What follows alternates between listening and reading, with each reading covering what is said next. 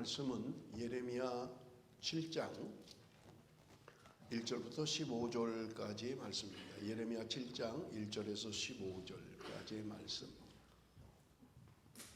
제가 지금 있는 성경 1061쪽입니다.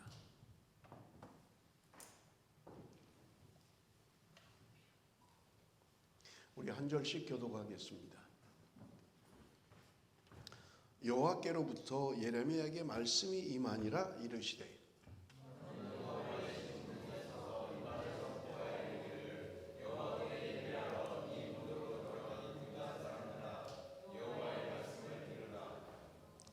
만군의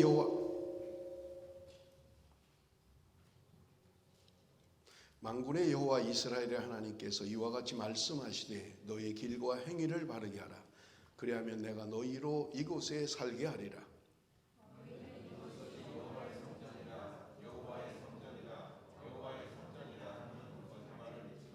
너희가 만일 길과 행위를 참으로 바르게 하여 이웃들 사이에 정의를 행하며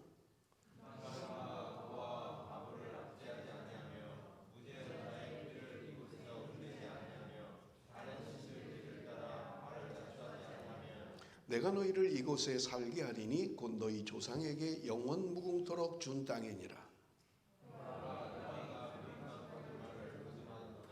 너희가 도둑질하며 살인하며 간음하며 거짓 맹세하며 바알에게 분향하며 너희가 알지 못하는 다른 신들을 따르면서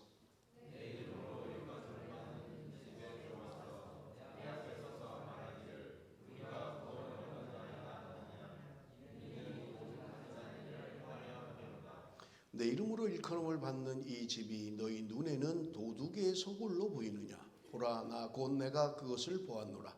여호와의 말씀이니라.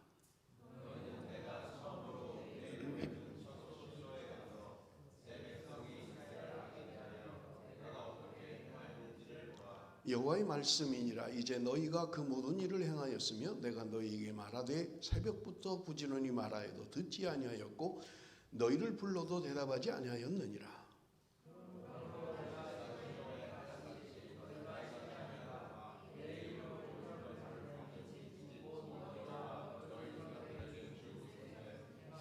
다 같이 읽습니다. 내가 너희에게 모든 형제 곧 에브라임 온 자손을 쫓아낸 것 같이 내 앞에서 너희를 쫓아내리라 하셨다 할지니라. 아멘. 여러분, 예레미야 7장 오늘 우리가 읽은 본문의 말씀은 다른 제목이 있어요. 그게 뭐냐면 성전 설교다. 그렇게 이름을 붙이고 있습니다.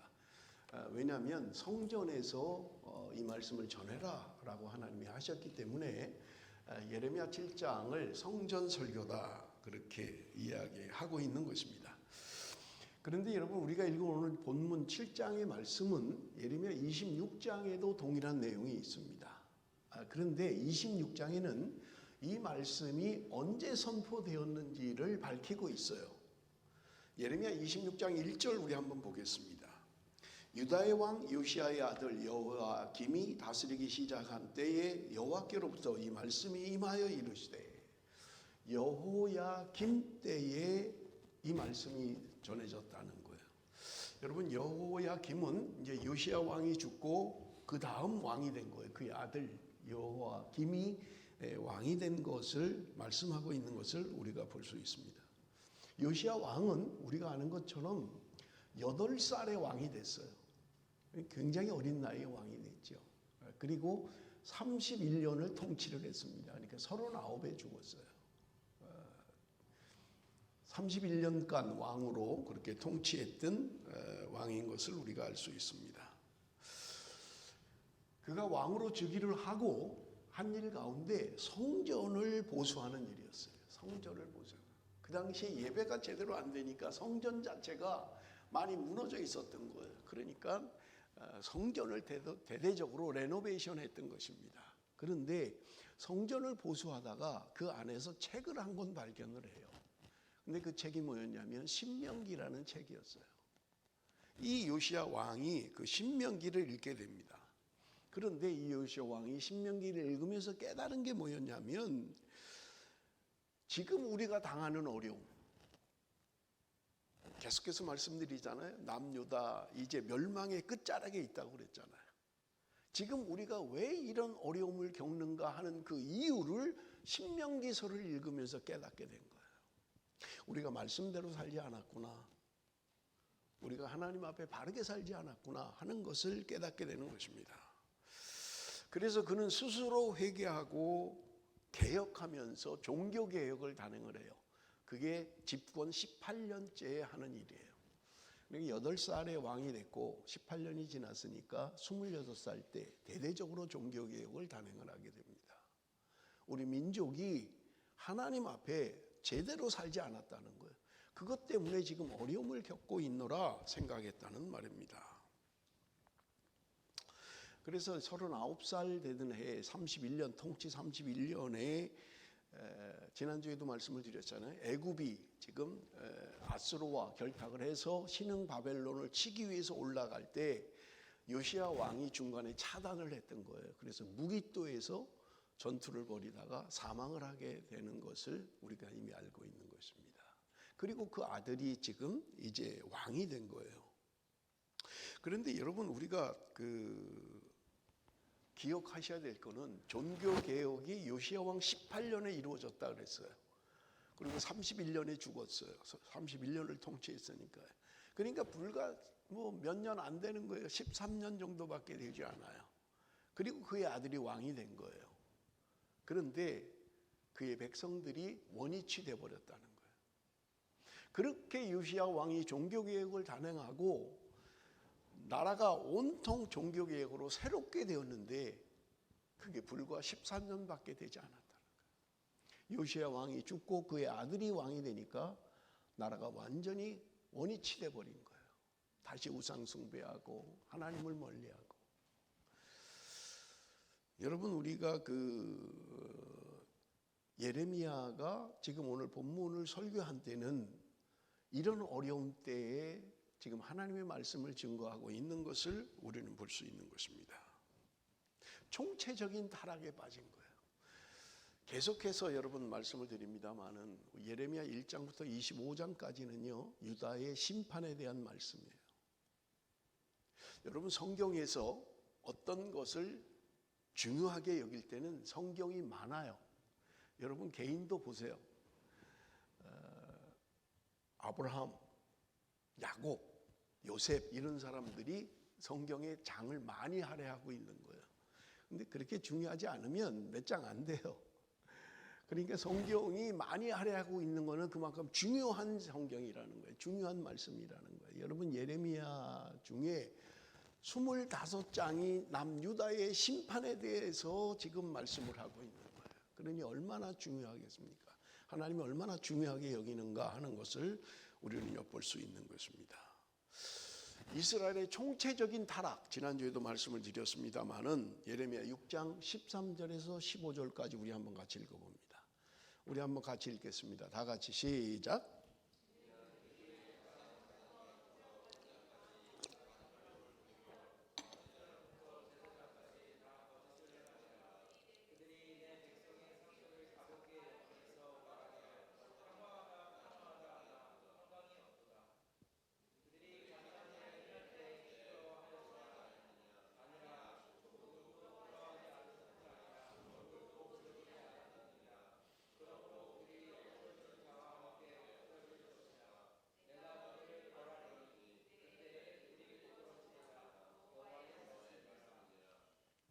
여러분, 이 말씀에 남유다의 총체적인 타락을 보여주고 있는 거예요. 가장 작은 자부터 가장 큰 자까지 다 탐욕 가운데 있었다는 거예요.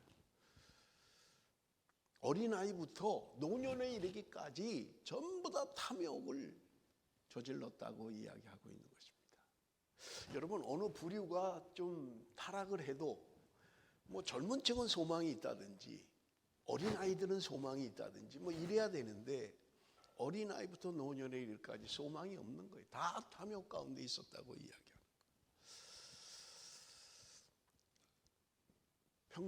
평강하다 메시지는 선포하는데 그들은 평강이 없었다는 거예요.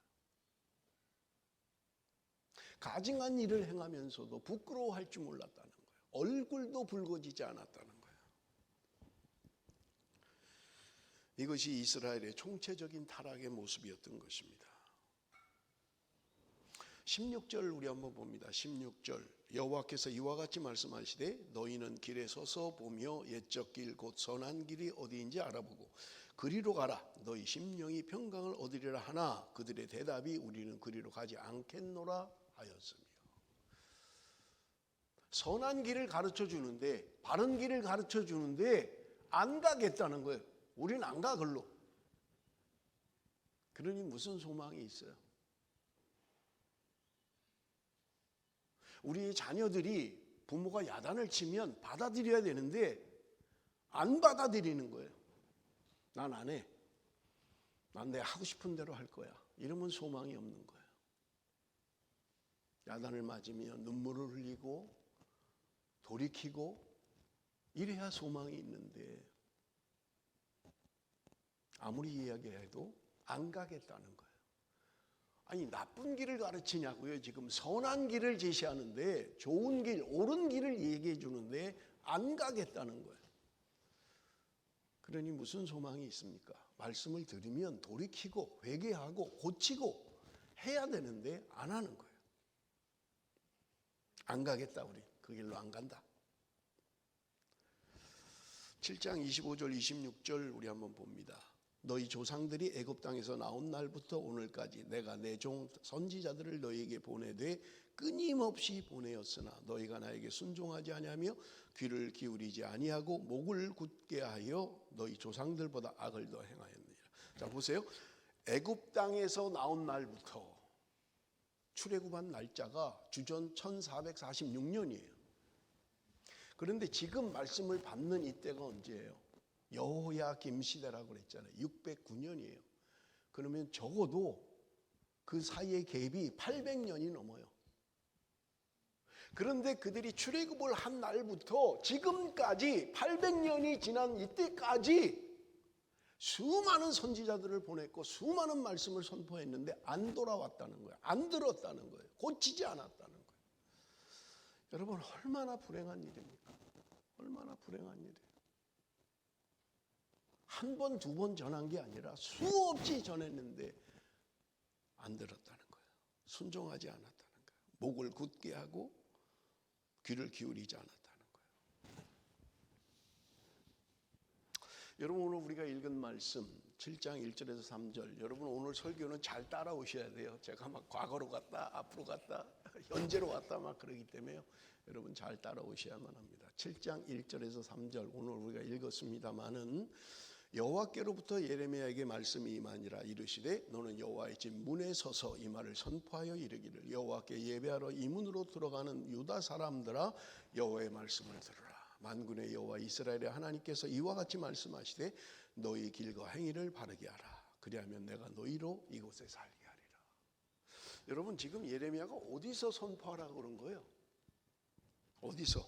여호와의 집 문에 서서 성전에 서서 이야기하라는 거예요. 누구에게 하라는 거예요? 누구에게? 여호와께 예배하러 이 문으로 들어가는 유다 사람들아. 지금 예배하러 오는 사람들에게 지금 문 앞에 서서 이야기하라는 거예요.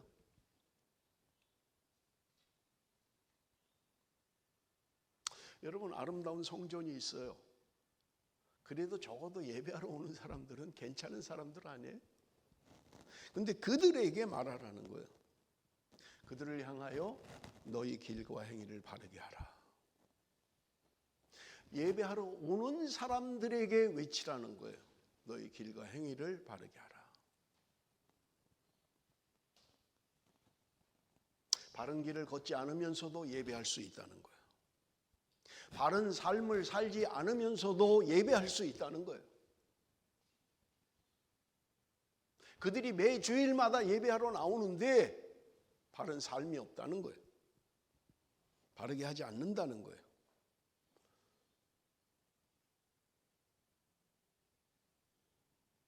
삶이 없는 예배를 드리고 있는 거예요. 그냥 주일날 예배하러는 나왔는데 그걸로 다 때우는 거예요. 나 예배 드렸습니다. 나는 믿습니다. 나는 구원받았습니다. 그걸로 다 떼어버리는 거예요. 여러분, 우리가 지금 2달 동안 예레미야서를 심판에 대한 말씀만 들어요. 지금 계속. 그러면 좀 돌이켜야 되지 않나요? 좀 깨달아야 되지 않나요? 아, 잘못 살고 있구나. 돌이켜야 되겠구나. 하나님이 이렇게 준엄하게 말씀하시는구나. 근데 안 고치는 거예요.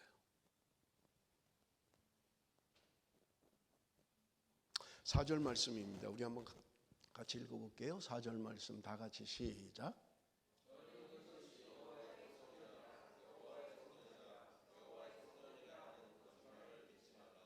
여러분, 이스라엘 백성들의 성전 중심의 신앙은 대단합니다. 그런데 이것이 여호와의 성전이라고 말하는 것을 믿지 말라는 거예요. 여러분, 이스라엘 백성들에게 성전은요, 동네마다 있는 게 아니에요. 하나밖에 없어요. 유일하게 하나예요. 그런데 그 성전이라는 말이 거짓말이라는 거예요. 그거 믿지 말라는 거예요. 성전이 뭐예요? 거룩한 하나님의 집이에요.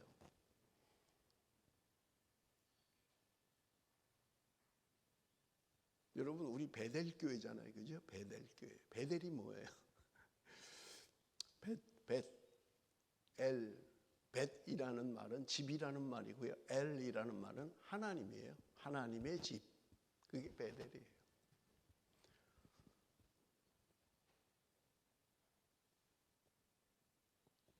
이름은 있는데 거룩하다고 하는데 성전이라고 하는데 하나님은 말씀하시는 거예요. 믿지 마라. 거짓이다 그거. 성전 아니다. 말씀하시는 거예요. 도대체 이게 무슨 일입니까? 하나밖에 없는 성전인데 그게 거짓이라는 거예요. 아, 믿지 말라는 거예요. 그거 아니라는 거예요.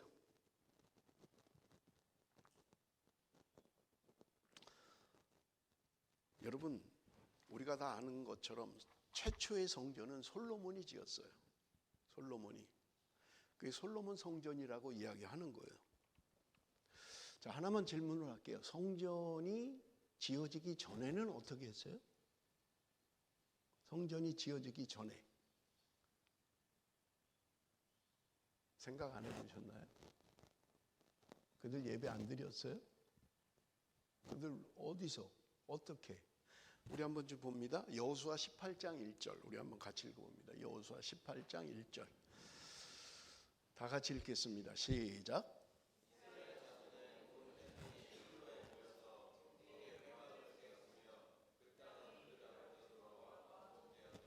자, 지금부터 이제 잘 따라오셔야 돼요. 여호수아 18장 1절 그들이 온 회중이 어디에 모였다고요? 실로에 모여서. 실로. 예루살렘보다 조금 북쪽이에요. 실로. 거기에 회막을 세웠다는 거예요. 성전이 있기 전에는 이스라엘 백성들은 회막 또는 성막이라는 텐트예요. 이스라엘 민족이 유목민이었기 때문에 옮길 때는 텐트를 걷어서 옮기는 거예요. 그 멈추는 장소에 텐트를 치는 거예요. 옮기면 또 걷어서 옮기는 거예요. 그러니까 성전이 있기 전에는 회막이고 성막이었던 거예요. 그런데 그들이 실로에 모였다는 거예요. 그리고 거기 회막이 있었다고 이야기하고 있는 것을 우리는 볼 수 있습니다. 그런데 문제가 생겨요. 실로에서 예배를 드리고 했는데 여러분 그 사무엘상 4장에 보면 이스라엘 백성들과 블레셋과 전쟁이 벌어집니다. 그런데 이 전쟁에서 이스라엘 백성들이 전쟁에 패하고 말아요. 그래서 4,000명이 죽습니다. 그러니까 이스라엘 백성들이 리더들이 모여서 회의를 하는 거예요. 우리 어떻게 하면 되겠냐? 어떻게 하면 저 강대한 블레셋을 이길 수 있느냐? 의견을 내는 거예요. 그런데 그 중에 한 명 누군가 이야기하는 거예요. 그러면 우리 실로에서 법궤를 좀 가져오자. 그리고 법궤를 앞세우고 싸움을 하자. 그러면 승리하게 될 것이다. 이제까지 법궤를 앞세우고 져본 적이 없고 법궤를 앞세우고 문제가 일어난 적이 없는 거예요. 그러니까 그들이 법궤만 가져오면 이 전쟁은 무조건 이긴다. 그러니까 그 리더들이 다 좋게 여긴 거예요. 백성들이 그렇지, 바로 그거야. 그렇게 하면 우린 이길 수 있어. 그래서 실로에서 법궤를 가져와서 블레셋과의 전쟁을 치른 거예요. 그런데 불행하게도 그 전쟁에서 3만 명이 죽습니다. 그렇게 소중하게 여겼던 법궤를 빼앗겨 버리고 만 거예요. 블레셋에 빼앗긴 거예요. 여러분 얼마나 참담하겠어요. 그들이 그렇게 소중하게 여기는 그 법궤인데 그들이 빼앗겨 버리고 말았다는 말이에요. 자, 여러분 실로라는 곳을 잘 기억하시라고 말씀을 드렸어요. 예레미야 7장 12절에서 15절 우리 한번 같이 읽어봅니다.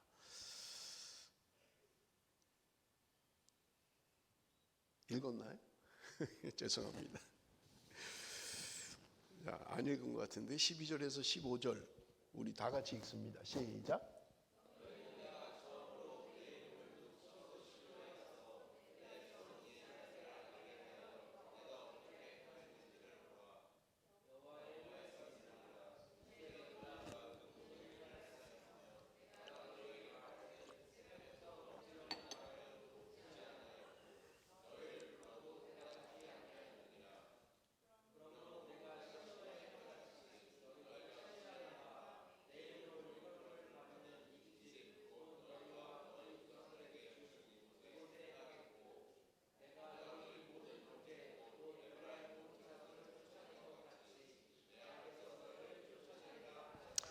자, 보세요. 실로 성전이 있기 전에 거기에 회막이 있었고 그들이 예배드리는 곳이었다는 거예요.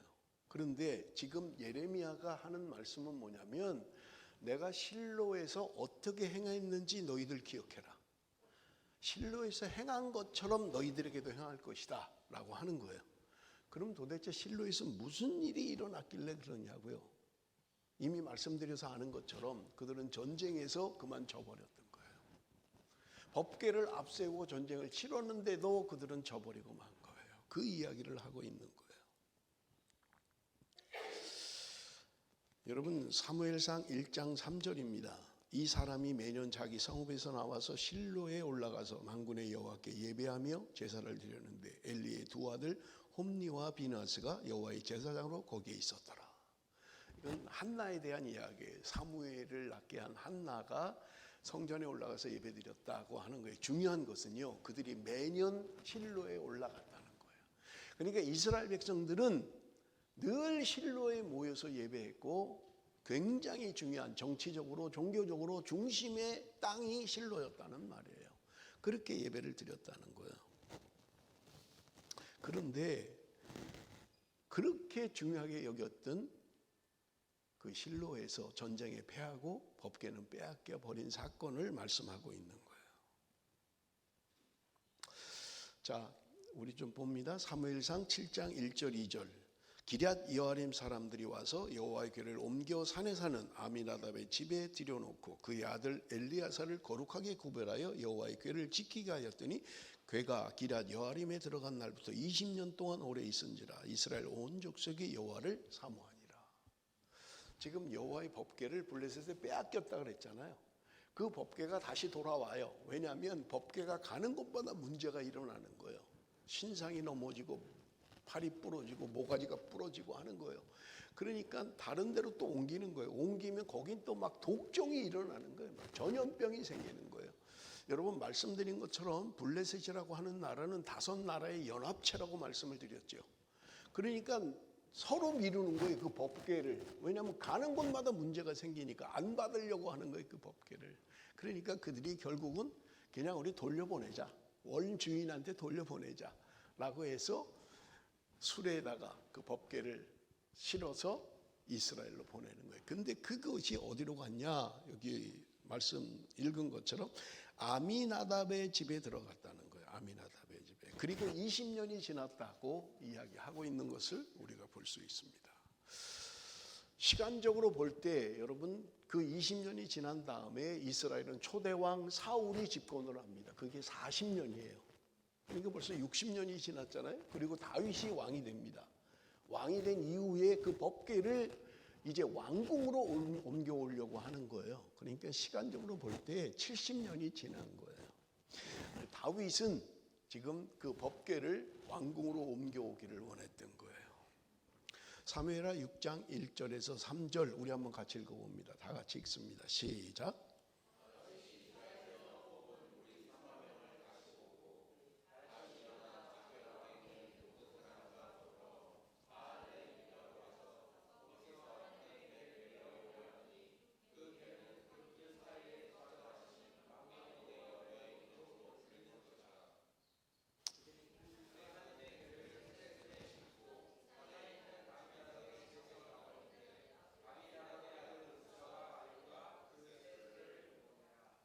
여러분, 우리가 지금 이야기는 너무나 잘 알고 있는 거죠.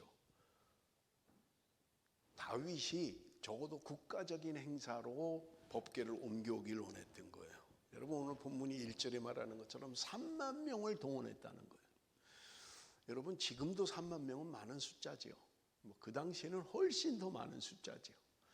3만 명을 동원해서 지금 국가적인 행사로 법궤를 다윗성으로 옮겨오기를 원하는 거예요. 그런데 문제가 일어나지요. 그 법궤를 싣고 새 수레에다가, 그들은 국가적인 행사니까 수레도 아주 새 걸로 만들어서 거기다가 법궤를 얹고 옮겨오는 도중에 소가 뛰죠. 그런데 그걸 옆에 가고 있던 웃사가 손을 대죠. 떨어지니까 법궤가 땅에 떨어지게 생겼으니까 손을 대죠. 그런데 손을 댔던 그 웃사는 즉사해버리고 말았던 게 그건 중요한 게 아니니까요. 지금 우리가 하는 것은요. 다윗이 성전을 건축하고 싶은 마음이 있었던 거예요. 여러분, 우리가 성경을 미뤄보면 다윗이 성전을 지을 준비를 다 완료했어요. 완벽하게 다 준비했어요. 그런데 하나님이 성전 짓는 것을 못하게 하십니다. 거절해버리고 마는 거예요.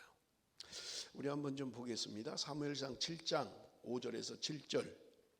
가서 내 종 다윗에게 말하기를 여호와께서 이와 같이 말씀하시되 내가 나를 위하여 내가 살 집을 건축하겠느냐? 내가 이스라엘 자손을 애굽에서 인도하여 내던 날부터 오늘까지 집에 살지 아니하고 장막과 성막 안에서 다녔나니 이스라엘 자손과 더불어 다니는 모든 곳에서 내가 내 백성 이스라엘을 먹이라고 명령한 이스라엘 어느 지파들 가운데 하나에게 내가 말하기를 너희가 어찌하여 나를 위하여 백향목 집을 건축하지 아니하였느냐고 말하였느냐. 무슨 말이냐면 다윗이 성전 건축을 하겠습니다. 내가 다 준비가 됐습니다. 이제 하나님 허락만 하면 아름다운 성전을 짓겠습니다. 그런데 하나님이 노해버린 거예요. 그러면서 하시는 말씀이 뭐냐면 내가 언제 니네들한테 내 집 지어달라 그랬냐? 그 말씀을 하시는 거예요. 너희들이 성전 없는 그냥 유목민 생활을 할 때 그때도 내가 너희들과 함께 하지 않았느냐? 내가 지금 갑자기 막 돌로 성전을 짓고 백향목으로 치장을 하고 그런 집을 내가 너희들한테 원하는 거냐? 지금 그것을 말씀하고 있는 것을 우리가 볼 수 있습니다. 그리고 하나님이 말씀하십니다. 너 때는 허락하지 않겠다. 네 아들 솔로몬이 성전을 지을 거다. 그렇게 말씀하세요. 다윗이 죽고 성전을 솔로몬이 짓습니다. 그리고 지은 지 7년 만에, 짓기 시작한 지 7년 만에 성전을 완공합니다. 성전을 짓고 나서 지금 솔로몬의 기도가 나와요. 성전을 완공하고 솔로몬이 기도하는 거예요. 여러분, 열왕기상 8장 27절 우리 한번 같이 읽어봅니다. 다 같이 읽습니다. 시작.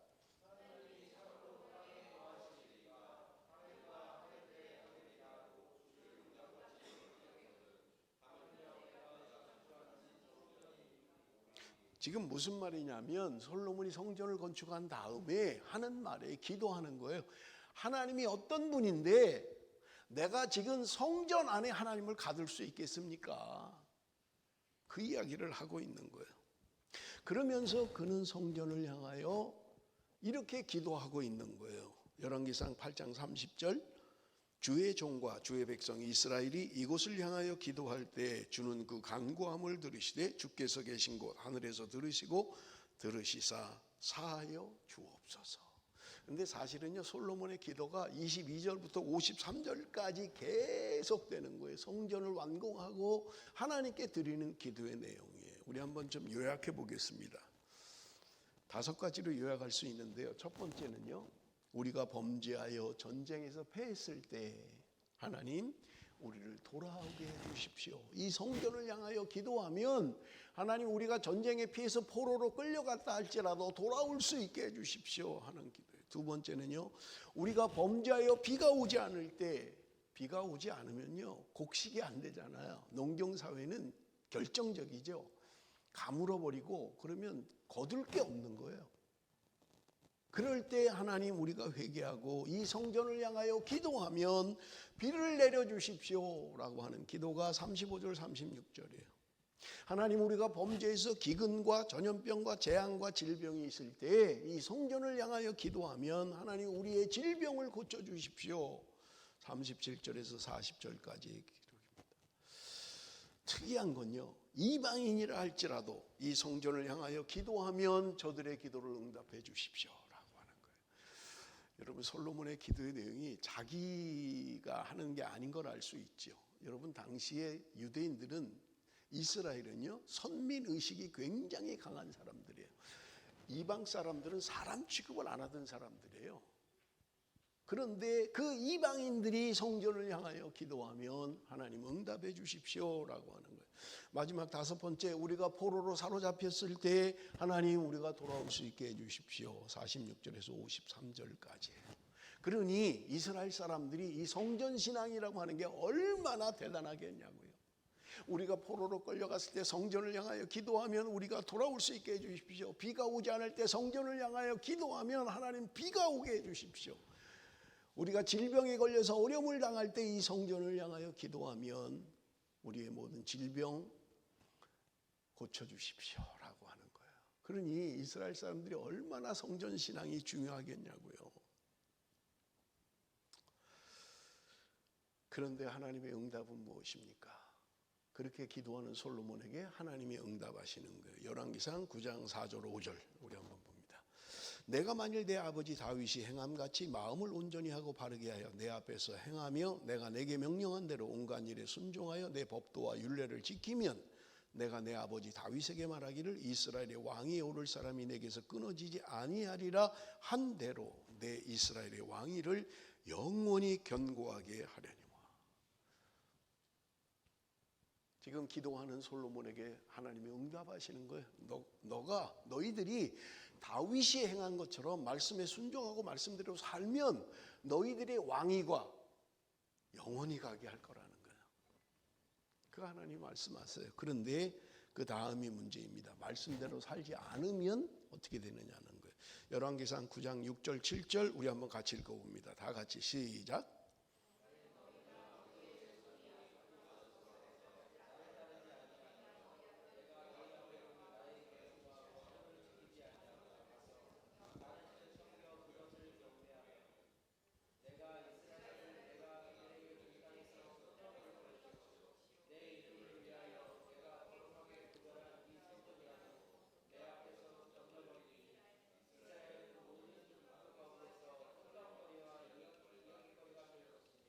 하나님의 말씀대로 너희가 순종하지 않으면 하나님 말씀하시는 거예요. 너희들이 그렇게 소중하게 여기는 성전 하나님이 버리시겠다는 거예요.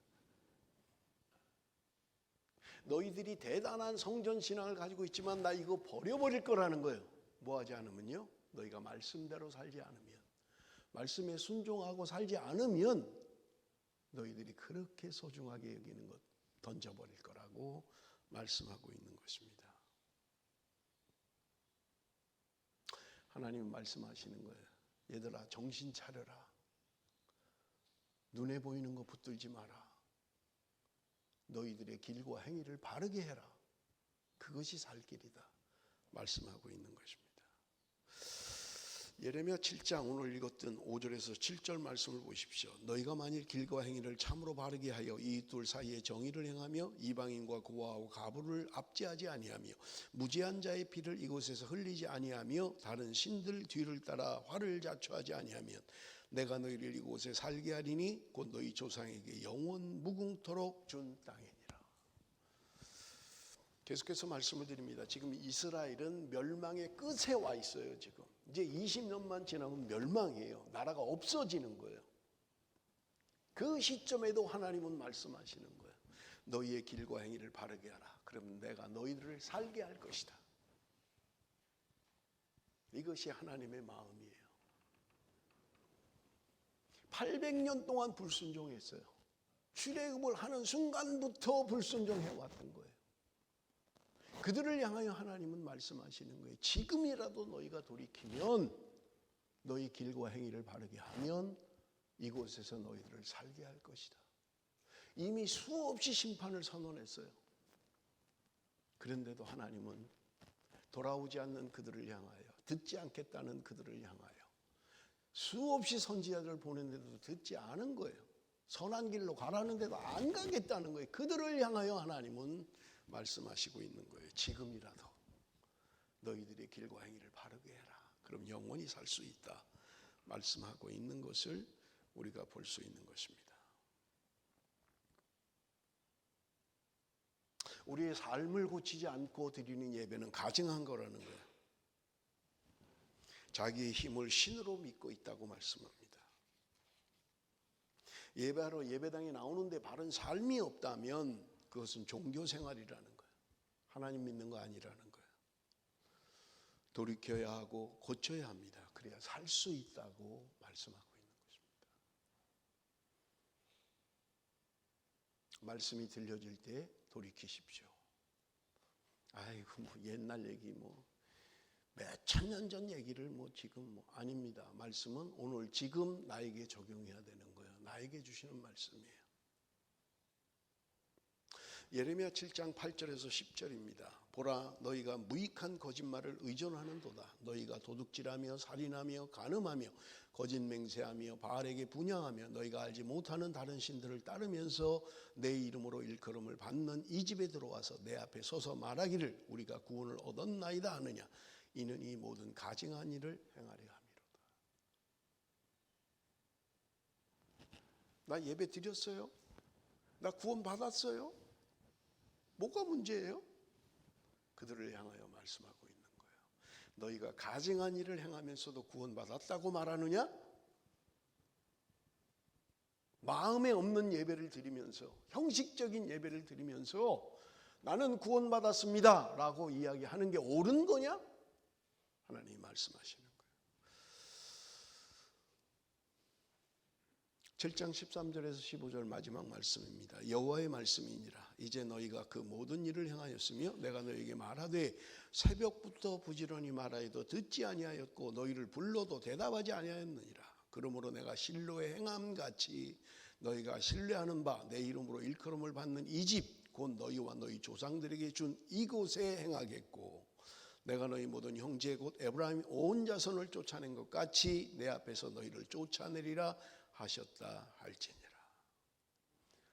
실로에서 행한 것처럼 하나님이 너희들 부끄러움을 당하게 할 거라는 거예요.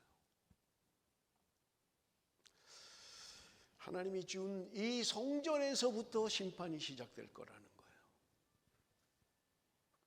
안 믿는 불신자들, 불신 세상을 하나님이 심판하시겠다고 말씀하시는 것이 아니라 예배하러 나오는 너희들이 먼저 심판을 받을 거다라고 말씀하고 있는 것입니다.